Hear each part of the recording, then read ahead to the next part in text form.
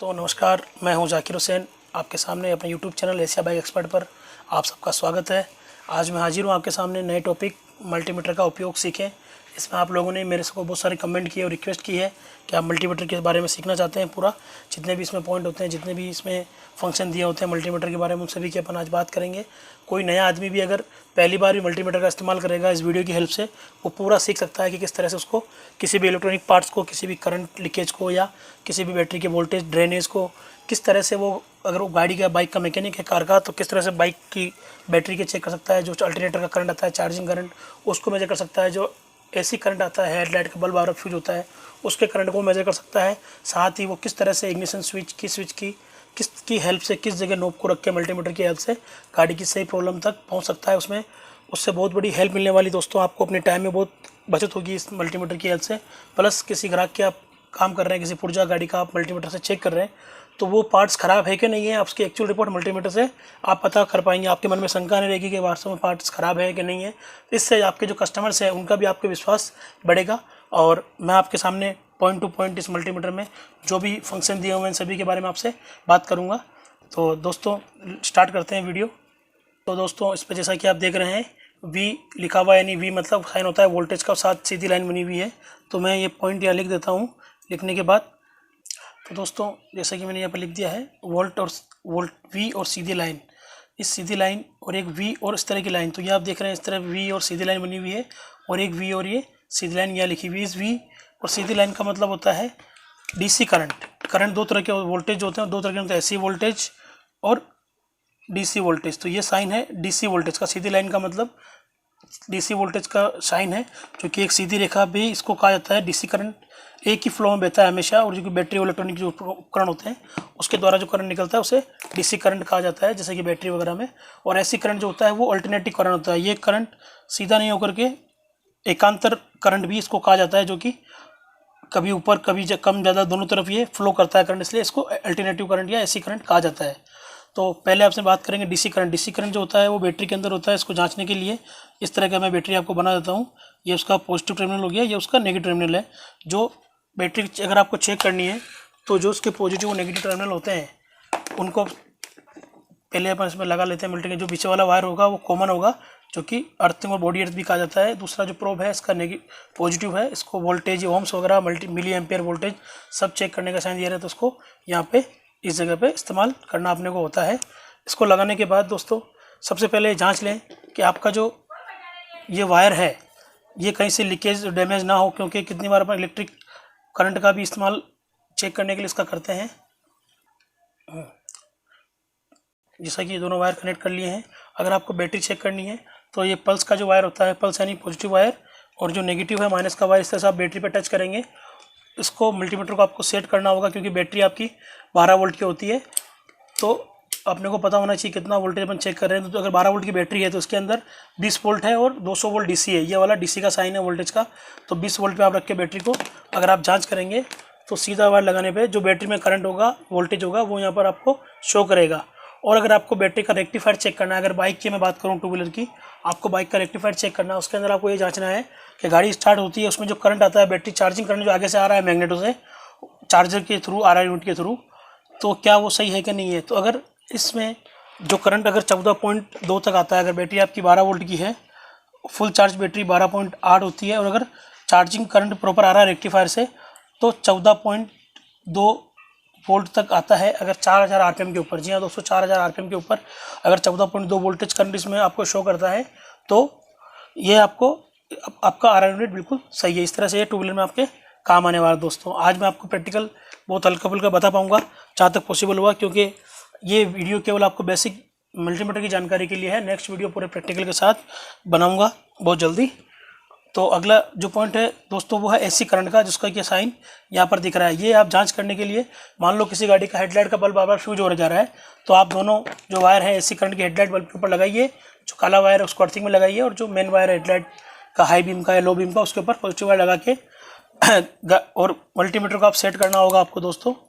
200 volt AC इसके अंदर है और 600 वोल्ट AC है। तो अपना सबसे कम रीडिंग इस मीटर के अंदर 200 वोल्ट की है, और अपनी जो गाड़ी का जो करंट होता है वो 12 के अंदर होता है। तो इससे 200 पे आप लेके जब चेक करेंगे, अगर आपका RR यूनिट ख़राब है तो 3 से ऊपर अगर आपका AC वोल्ट का जाता है सप्लाई 4000 RPM के ऊपर, तो आपका बल्ब बार बार उड़ जाएगा। इट मीन्स आपका चार्जर ख़राब है, रेक्टिफायर ख़राब है, आपको बदलना होगा।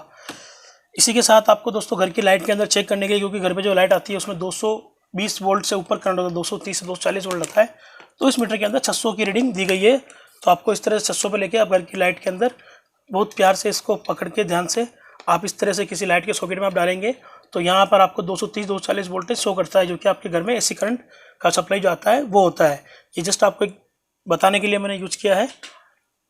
तो दोस्तों मैंने आपको AC voltage, DC voltage, AC voltage के बारे में अब तीसरा पॉइंट बात करने जा रहा हूँ। जो निशान दिख रहा है ये आपको दिखेगा यहाँ पर, ये ग्रीन जो लाइन सिग्नल दिख रहा है यहाँ से लेके यहाँ तक, ये ओम्स का साइन है दोस्तों। हाँ, इसके ऊपर आप किसी भी पार्ट का रेजिडेंस, जो रेजिडेंस है वो उसको आप नाप सकते हो। रेजिडेंस को नाप, जो बीच का गैप होता है, किसी दो पुर्जों के बीच का जो गैप होता है उसे रेजिडेंस कहते हैं। रेजिडेंस की कम और ज़्यादा होना, उसके बीच में कितनी तार, कितनी मोटी कितनी पतली तार कितनी दूरी में आपने लगाई है, उस पर वो डिपेंड करता है। जैसे कि मैं अगर बात करूँ बाइक के केस में, तो जो बाइक का पल्सर कॉइल होता है, जिसको कि आम भाषा में आप लोग पिकअप कॉइल कहते हैं, जैसे मैं TVS की गाड़ी की बात करता हूँ तो 150 से लेकर 250 ओम्स तक उसकी रीडिंग होती है। तो दोस्तों अब इस मल्टीमीटर की नॉब को ओम्स पे अपने को सेट करना होगा, क्योंकि जैसे कि मैं बता रहा हूँ 150 से लेकर 250 तक उसकी ओम्स की रीडिंग होती है। तो दोस्तों इसके अंदर 200 ओम्स है तो अपना काम नहीं होगा। तो 2K यानी कि 2000 ओम्स पे अपन मल्टीमीटर को सेट करेंगे। सेट करने के बाद दो जो वायर होते हैं पल्सर कॉइल के, उन दोनों के ऊपर ये मल्टीमीटर के ऊपर टच करेंगे, तो उसकी जो रीडिंग है वो एक्चुअल रीडिंग इस मल्टीमीटर में आपको डिस्प्ले में शो करेगी। अगर वो रीडिंग 150 से लेकर 250 तक है, जैसे TVS की विक्टर गाड़ी हो गई, TVS की सेंट्रा गाड़ी हो गई, TVS की स्टार गाड़ी हो गई, उसके अंदर अगर ये रीडिंग आती है, इट मीन्स आपकी पल्सर कॉइल सही है। लेकिन दोस्तों इसमें आपको ये ध्यान रखना है कि जहाँ तक संभव हो आपको ठंडी गाड़ी के अंदर ही ये जांच करनी होती है, ताकि आप एक्चुअल रीडिंग तक पहुँच पाएँ। तो ये वाला ओम्स जो है, ये ओम्स का निशान होता है। दोस्तों आप मेरे सामने एक प्रैक्टिकल के लिए गाड़ी का जो प्लग कैप होता है, 2 व्हीलर बाइक का, वो प्लग कैप मेरे सामने है। तो जैसे कि मुझे पता है इसकी जो रीडिंग होती है वो 3.5 से 6 किलो ओम्स के बीच में होती है। 3.5 से 6 किलो ओम्स के बीच में होती है। तो K ओम्स में होती है, तो 2 किलो ओम्स यानी कि 20 किलो ओम्स पे मुझे इस मीटर को रखना होगा, क्योंकि 2 किलो ओम्स पे रीडिंग मैं पहले से बता रहा हूँ 3.5 से है, तो अपने को 20 किलो ओम्स पे रीडिंग को रखना होगा। 20 किलो ओम्स पे रखने के बाद जो उसका नेगेटिव वायर है वो नेगेटिव में लगा दूंगा, और जो पॉजिटिव वायर है मैं पॉजिटिव में लगाता हूँ। लगाने के साथ ही अगर ये जो प्लग कैप है, ये इसकी रीडिंग देखो दोस्तों, रीडिंग दिखाना इसने चालू कर दिया 5.3 यानी कि 3.5 से 6 किलो के बीच में जो मैंने बताया था वो रीडिंग आ रही है। इसका मतलब ये प्लग कैप एकदम ओके है, इसको बदलने की ज़रूरत नहीं है। अगर 3.5 से कम इसकी रीडिंग आती है, या 6 किलो से ऊपर इसकी रीडिंग आती है, या फिर 3 बार 0 डिस्प्ले में शो होगा, या केवल एक मात्र शो होगा, तो इट मीन्स ये प्लग की कैप ख़राब है। तो दोस्तों मैंने आपको प्लग कैप चेक करके बता दिया, जो कि 20 किलो ओम्स पे रखनी होती है, क्योंकि इसकी रीडिंग हाईएस्ट रीडिंग 6 किलो जा रही थी। तो आपका ओम्स भी इस पर चेक करा दिया मैंने। उसके बाद ये निशान जो आप देख रहे हैं दोस्तों, ये डायोड का होता है। डायोड का निशान ये इस तरह पे होता है। डायोड का जो काम होता है वो वन साइड फ्लो होता है। डायोड हमेशा एक दिशा में ही काम करता है। डायोड का अगर मैं आपसे बात करूं तो डायोड के अंदर एक इस तरह का ग्रेन सिग्नल होता है जो कि नेगेटिव होता है। इसमें 2 पॉइंट होते हैं, कैथोड और एनोड। जो कैथोड है वो उसका नेगेटिव है, जो एनोड है वो उसका पॉजिटिव होता है। तो उस पर अगर जब लगा के आपको रीडिंग पता होगी तो आप दोनों जो पॉइंट्स होंगे उसके ऊपर आप टच करेंगे तो जो उसकी रीडिंग होगी वो यहाँ पर ये शो कर देगा। इस तरह से आप डायोड चेक करते हैं। उसके बाद तीसरा जो अगला ऑप्शन जो आता है वो आता है बजर का। बजर के साइन के ऊपर इस तरह से आप मल्टीमीटर की नॉब को सेट करते हैं तो ये आपको एक साइन दिखेगा बजर का। इस नॉब के ऊपर यहाँ बजर का साइन दिख रहा है। इसका मतलब ये आपकी कंटिन्यूटी चेक करने के लिए दोस्तों मल्टीमीटर को ले जाना होगा कंटिन्यूटी के ऊपर, और जैसे ही आप इन दोनों वायर्स को आपस में टच करते हैं तो इस तरह से ये इसमें सायरन बजेगा बजर का। ये देखिए,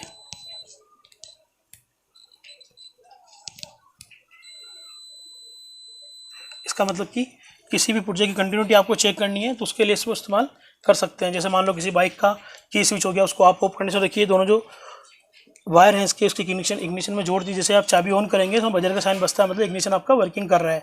स्कूटर के केस में जो हॉर्न स्विच हो गया, सेल्फ का स्विच हो गया, जो स्विच होते हैं उसके ऊपर आप दोनों पॉइंट्स पे टर्मिनल के ऊपर दोनों इन वायर्स को जोड़ेंगे बजर के ऊपर रखने के बाद, और आप सेल्फ का बटन दबाते हैं। अगर उसको कंटिन्यूटी चालू होती है इट मीन्स सेल्फ स्विच आपका सही काम कर रहा है। छोड़ने पर अगर कंटिन्यूटी बंद हो रही है तो वो सही काम कर रहा है। मेरे सामने आप वायरिंग एक वायर का टुकड़ा है जिससे कि आपको मैं बताता हूँ चेक करके कि ये वायर बीच में से कहीं टूटा हुआ अगर है तो ये कंटिन्यूटी इसमें नहीं दिखाएगा। देखिए दोस्तों, ये वायर के दोनों सिरे पे मैंने इस वायर को जोड़ दिया है। दोनों वायरों को जोड़ने से ये बजर का साइन चल गया, इसका मतलब वायर कहीं से टूटा हुआ नहीं है। मैं आपको दिखाने के लिए इस वायर को बीच में से काट देता हूँ और फिर इसकी वापस जोड़ के बताऊँगा, तो पता लग जाएगा आपको कि ये वायर बीच में से डिस्कनेक्ट है। दोस्तों मैंने इस तार को एक तरफ से तोड़ दिया है, एक सिरे को तोड़ दिया है और दूसरा सिरा जो है वो वायर का नीचे रखा हुआ है इस तरह से। तो ये बजर अब नहीं बजेगा क्योंकि वायर मैंने यहाँ से काट दिया। लेकिन इसी टुकड़े को मैं फिर से अगर इसी वायर को यहाँ जोड़ता हूँ तो ये देखिए इग्निशन जो साउंड है साई बजर का वो सुनाई दे रहा है। इसका मतलब ये वायर की कंटिन्यूटी सही है। बहुत सारे दोस्तों मैकेनिक भाइयों को मैं देखता हूँ तो गाड़ी का जो वायरिंग होता है उसको पूरा मतलब कट लगा के पूरा छील देते हैं, वायरिंग को जो स्लू होता है उसको पूरा हटा के पूरा वायरिंग को एक एक वायर को खींच के देखते हैं। बिल्कुल गलत तरीका है दोस्तों। आप इस वायर से कम 5-6 मीटर तक मल्टीमीटर की मदद से कोई भी वायर को बिना वायरिंग की स्लू खराब किए आप चेक कर सकते हो। जिस रंग का वायर आगे है उसी सेम वायर में आप पीछे गाड़ी के जहाँ आपको लास्ट चेक करना है, जैसे मान लो आगे की ब्रेक लाइट का स्विच का वायर होता है, मान लो वो स्विच ब्रेक लाइट नहीं चल रही आगे के ब्रेक से, तो आप वायरिंग को काटे हैं, फ्यूल टैंक उतारेंगे, उसका हेडलाइट जो वाइजर है उसको डिसअसेंबल करेंगे, सीट कवर खोलेंगे। इससे अच्छा है बैकलाइट का जो होल्डर का पॉइंट है बैकलाइट का उस पर जाइए, उस पर एक नॉब टच कीजिए और दूसरा नॉब आपका आगे जहाँ से वायरिंग आ रही है वहाँ पे टच कीजिए। अगर वो कंटिन्यू नहीं दिखाता है तो फिर आप दूर से पास करते करते चेक करते हैं। जैसे कि मान लो आपने हेडलाइट के वहाँ से एक बार चेक कर लिया, फिर एक बैकलाइट के यहाँ चेक किया एंड में, अगर नहीं बज रहा है तो फिर आप सीट खोलिए पहले, फिर वहाँ पे देखिए कंटिन्यूटी बज रही है नहीं बजे। जहाँ पर बिल्कुल छोटे जिस जगह फॉल्ट होगा उस पास में आके उस जगह आप एक छोटा सा कट लगा के उस वायर को जोड़ देंगे अच्छा, तो बहुत कम टाइम में अच्छा आप काम कर पाएंगे। तो ग्राहक भी आपका खुश होगा और आपका भी इससे टाइम की बचत होगी। तो दोस्तों मैंने आपको कंटिन्यूटी चेक करना सिखा दिया है। कंटिन्यूटी के ऊपर आप सेल्फ का switch, orange switch, ignition switch check कर सकते हैं। हाँ, सेल्फ की जो मोटर होता है आर्मीचर उसको भी आप इस कंटिन्यूटी के ऊपर चेक कर सकते हैं। और सबसे बड़ा दोस्तों एक कॉमन चीज़ है, दिन भर अपन किसी भी बाइक में या कार में बल्ब चेंज करते हैं तो बल्ब के जो पॉइंट्स होते हैं वह बल्ब हो गया हेडलाइट का, उसमें हाथ में लेके बजर के ऊपर आप चेक करेंगे तो जो उसका पॉइंट है डिस्कनेक्ट होगा या जो उसका टूटा हुआ होगा एलिमेंट उस पर ये कंटिन्यूटी नहीं चलेगी, इसका मतलब वो बल्ब खराब है। ऐसा जांच करने से ग्राहक को भी लगेगा कि आपका वर्किंग बड़ा स्मार्ट है और अच्छा तरीके से आप मेरा बल्ब बदल रहे हैं। कितनी बार क्या होता है आप बल्ब को हाथ में लेते हैं और उस पर यूँ मार के उसको देखते हैं, तो अगर वो बल्ब खराब नहीं भी है तो भी वो डैमेज हो जाता है। तो ये तरीका आपको शोभा नहीं देता है क्योंकि आप इंजीनियर हैं और एक अच्छे मैकेनिक की पहचान है कि आप अच्छे सही इस्तेमाल कर रहे हैं पुर्जे को, आपने मल्टीमीटर से उसको चेक किया। ठीक दोस्तों, तो आगे बढ़ते हुए मैं आपसे बात करता हूँ जो एम्पियर जो इस पर लिखा हुआ है वो सीधी लाइन जो बनी हुई है ये है डीसी एम्पियर चेक करने के लिए दोस्तों। तो डीसी एम्पियर आपको जब भी चेक करना हो तो इस पर आपको रखना होगा। लेकिन डीसी एम्पियर चेक करने के लिए जैसा कि 10 एम्पियर और मैक्सिमम 10 एम्पियर, ये 10 एम्पियर लिखा हुआ है, अगर आपको निकालना है तो इस प्रोब को यहाँ से निकाल के यहाँ पर आपको जोड़ना होगा। उसके बाद आप 10 एम्पियर को और इस जो एम्पियर में हाई वोल्टेज होता है इसको आप चेक कर पाएंगे। वो 10 सेकंड से ज़्यादा आपको इस 10 एम्पियर की जो वोल्टेज पर जब भी चेक करते हैं 10 एम्पियर से ज़्यादा, जब भी 10 सेकंड ज़्यादा जब भी रखेंगे आप 10 सेकंड के ऊपर रखने के बाद आपका वायर गर्म होने का चांस रहता है। तो लगातार आपको 10 सेकंड से अधिक इसको यूज नहीं करना है दोस्तों। उसके बाद एक दोस्तों इसमें मैंने जो लिखा है नीचे HFE, ये जो ट्रांजिस्टर होते हैं उनको चेक करने के लिए ये ऑप्शन दिया होता है। इसमें 2 पॉइंट्स बने होते हैं NPN और PNF, ये नेगेटिव और पॉजिटिव जो ट्रांजिस्टर होते हैं उनको चेक करने के लिए होता है। तो उसको चेक करने के लिए नॉब को यहाँ पर रखा जाता है और ये जो दिख रहे हैं आपको जो होल दिख रहे हैं इसके अंदर ट्रांजिस्टर को डाल के चेक किया जाता है, इसका बेस और वो पता किया जाता है। दोस्तों ये बाइक के अंदर अमूमन काम नहीं आता है, इलेक्ट्रॉनिक टीवी वगैरह जो LED होती है उनमें ये इस्तेमाल होता है। तो मैं आपको इसमें टाइम ख़राब नहीं करता हूँ दोस्तों। तो मैंने दोस्तों लगभग पूरा आपको सारा मल्टीमीटर के बारे में बता दिया है। जब भी कोई आप रीडिंग चेक करें, इसमें ध्यान रखने वाली बात है, जब भी कोई आप रीडिंग चेक करें मान लो और उसके बाद दोबारा कोई और पार्ट पे आपको रीडिंग चेक करनी किसी और पार्ट की, तो मीटर को हर बार ऑफ करके फिर ही उस रीडिंग पे जाएं, ताकि क्या होगा कि आपका पुरानी रीडिंग नए वाली रीडिंग में ऐड नहीं होगी। कितनी बार क्या होता है, मान लो आपने कोई कॉइल चेक किया, उसका जो एरर था वो 30 ओम्स था, आपने अगली कोई कॉइल चेक की, उसका 30 ओम जो एरर था वो उसमें ऐड हो गया, तो आपको लगेगा यार ये पार्ट तो सही है, लेकिन ऐसा नहीं है। आपको जब भी कोई हर बार पार्ट जब भी कोई चेक करेंगे, एक रीडिंग चेक करने के बाद फिर से आपको कहीं भी जाना है तो मीटर को ऑफ करना है और फिर से इसको ऑन करना होता है। तो दोस्तों आशा है आपको ये मेरी वीडियो बहुत हालांकि लंबी हो गई है पूरा बताने ड्रिल वीडियो तो बताने के चक्कर में, लेकिन मैं आशा करता हूँ आपको बहुत इससे हेल्प मिली होगी।